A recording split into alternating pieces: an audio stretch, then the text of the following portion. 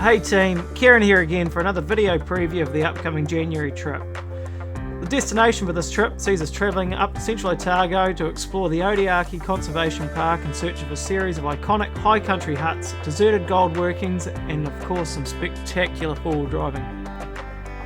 Day 1, leaving from Palmerston at 8 AM sharp, we travel 45 minutes northeast for 63 kilometres via State Highway 85 to Kyburn through the Pig Route. Turning right at Kyburn, we head towards the foothills of the Ida Range before beginning the 1,000 metre ascent up a steep ridge, zigzagging to the plateau of the Oteake Conservation Park. Oteake, meaning place of the Aki, was named by Kaitahu after the Akiaki, a shrub daisy found throughout the park. It is also the Kaitahu name for Kyburn. At over 65,000 hectares, the Oteake Reserve encompasses mountainous high country tussock plateaus, scree slopes, wetlands and scrubland.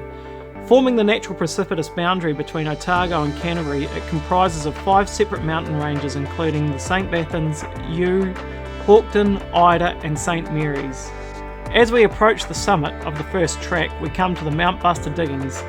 This disused tailings and gold workings was an extensive complex of high-altitude alluvial gold mining that was originally worked following the discovery of gold in 1860.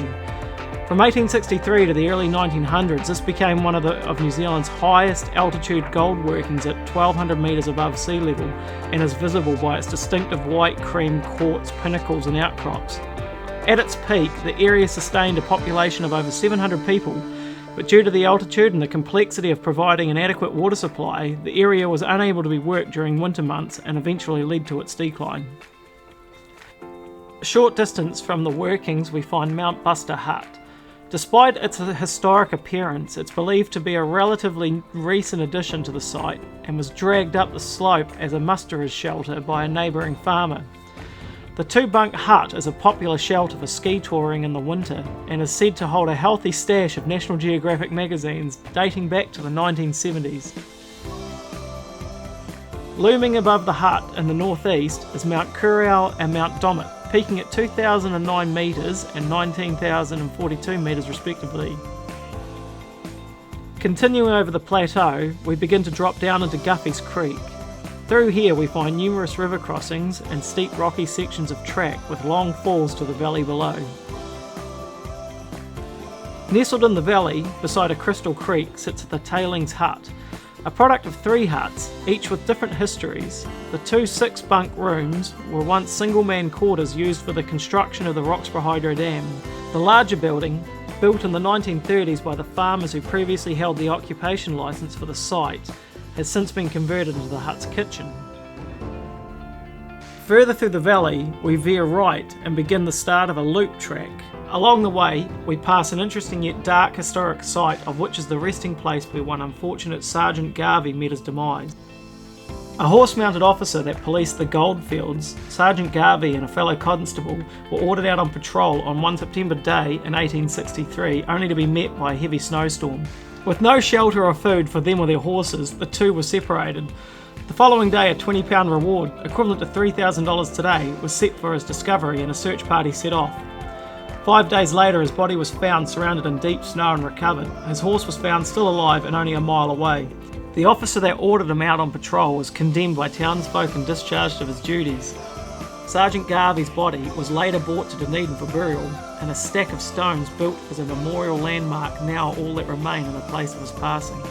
Further on, we drop down into Hut Creek to find Hut Creek Hut, originally known as the Pig Shit Inn. After Doc took over ownership, the name of the hut was suspiciously changed. This restored sandstone building and creek should provide some great photo opportunities. Continuing back along the track, we loop due south along the base of Mount Kureau through several gullies and wetlands. As this area is previously unexplored, sections of this track could prove to be challenging. Pushing on to the aptly named Brown Hut, a lone corrugated building that sits on the mountainous plateau.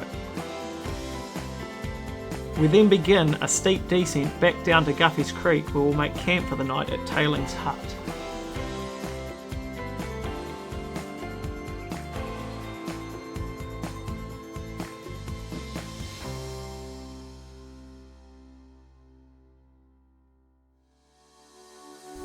Day 2 sees us through a steep descending downhill section into the valley of the Oteake River before climbing back up and out through a steep zigzag up to the plateau on the way to Chimney Creek Hut. This small corrugated hut sits to the north down a small section of track. Continuing on 5.5 kilometres, we end up at the renowned Ida Railway Hut. With stunning character and rich history, this 12-bunk hut was originally the Ida Valley Station on the Central Otago Railway.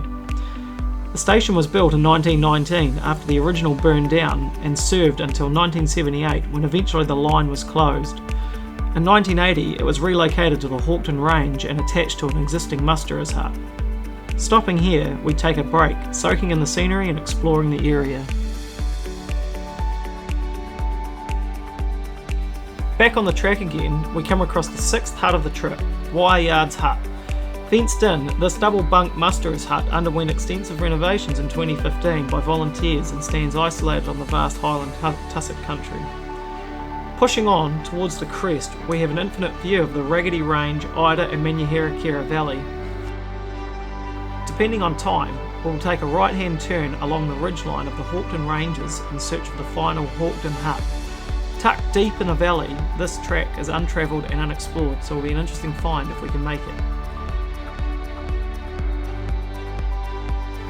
Backtracking and descending down a steep zigzag to the Menyihirikira Basin, we take a short journey north to Falls Dam. Built in 1935 for irrigation purposes, this rock-filled structure sits at the head of the Menyihirikira River. In 2003, Pioneer Generation completed the installation of a small hydroelectric station at the dam with a peak output of 1320 kVA. After exploring Falls Dam, we travel out and towards the historic township of St Bathans for a visit to the legendary Vulcan Hotel. Often referred to as New Zealand's most haunted hotel, it was built in 1882 and has been an iconic tourist attraction in the once bustling gold mining town of St Bathans, which now has less than 10 living inhabitants. Unfortunately, in late September 2020, it is closed for business for the first time since the 1800s. Soon we stop for lunch at the Blue Lake. Dug by miners in the 1930s, it was the deepest mining pit at the time in the southern hemisphere. But it started to encroach on the township, so it was abandoned and left to slowly fill with water, where the now remaining minerals in the soil give the lake a distinctive emerald colour. And that concludes our weekend's adventure. As this trip has steep climbs, please ensure that your truck has a full coolant service before we go out. This will be an epic trip to kick off 2021. Look forward to seeing you out there.